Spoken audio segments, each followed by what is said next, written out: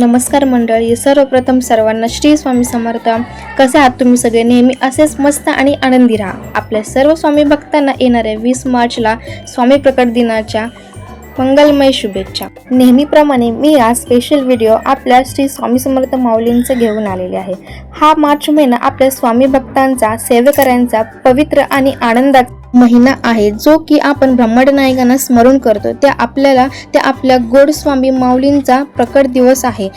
माऊलींची सेवा सुरू करण्यापूर्वी जर कोणी आपल्या चॅनलवरती नवीन असाल तर सबस्क्राईब नक्की करा. आजपासून स्वामीचरित्र सारामृत पारायणाची सेवा सुरू केली आहे. सकाळी पहाटे 5 वाजता उठून सेवेची सर्व तयारी करून घेतली. घर स्वच्छ पुसून घेतले. त्यानंतर सर्व तयारी करायला घेतली. त्यानंतर जिथे मला पूजेची मांडणी करायची होती तिथे मी रांगोळीने स्वस्तिक काढून घेतले. असे म्हणतात, कोणतीही पूजेची मांडणी करण्यापूर्वी चौरंगाखाली किंवा पाटाखाली स्वस्तिक काढणे शुभ मानले जाते. इथे मी स्वस्तिक काढून घेतले. त्याच्यानंतर त्याच्यावरती हळदी कुंकू आणि अक्षता फुले वाहून घेतली.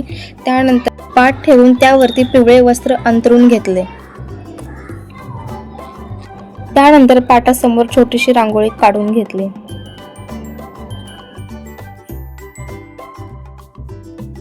पूजेची मांडणी करण्यापूर्वी पाटावरती उजव्या बाजूस थोडेसे अक्षता ठेवून त्यावरती दिवा ठेवून घेतला. त्यानंतर दिव्याला हळदी कुंकू फूल वाहून दिवा प्रज्वलित करून घेतला.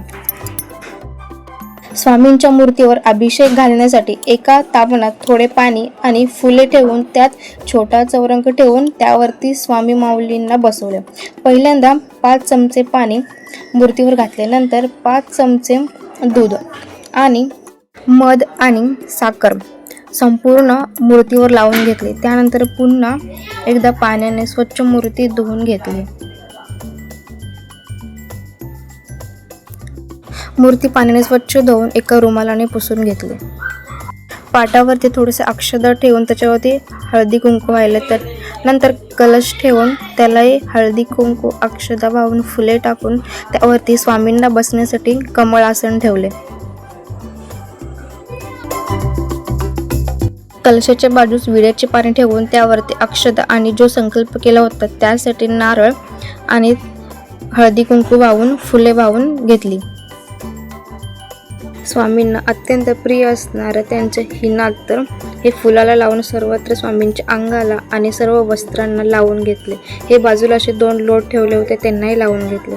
त्यानंतर चंदन आणि अष्टगंध लावून स्वामींची पूजा केली.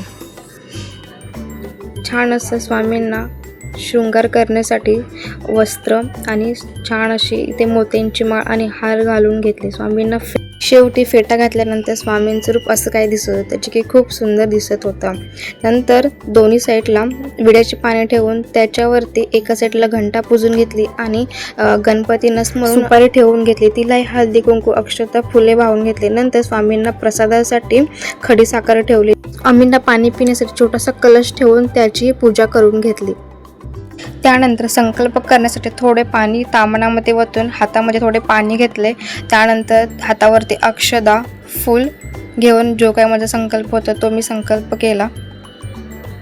संकल्प झाल्यानंतर हातातले सर्व तांदूळ आणि फुले असे हातावरती 3 वेळा. नंतर दुसऱ्या पाटावरती सारामृत चरित्राचे पुस्तक ठेवून त्याचे पूजा करून घेतली. त्यानंतर स्वामींना बसण्यासाठी बाजूला आसन ठेवले. पूर्ण पूजा झाल्यानंतर पहिल्या दिवशी म्हणजे 1 ते 7 अध्याय मी वाचून घेतले. अध्याय वाचून झाल्यानंतर स्वामींना नैवेद्य दाखवण्यासाठी 3 बोटाच्या साह्याने ताटाखाली पाण्याचे भरीव चौकोनी मंडल करून घ्यावे. त्यानंतर प्रसाद ठेवून स्वामींना तुळशी पात्र घेऊन मंत्र म्हणून स्वामींना प्रसाद अर्पण करायचा आहे. सुंदर अशी पूजा झाल्यानंतर स्वामींचे रूप खूप छान दिसत होते. असं वाटत होतं जसं काही स्वामी आपल्या साक्षात भेटीस आले आहेत. पहिल्यांदाच हे स्वामीचरित्र सारामृताचे पारायण करत असताना थोडी मनामध्ये भीती वाटत होती, पण जसजसे अध्याय वाचायला सुरुवात केल्यानंतर मनाला एक वेगळी शांतता मिळाली.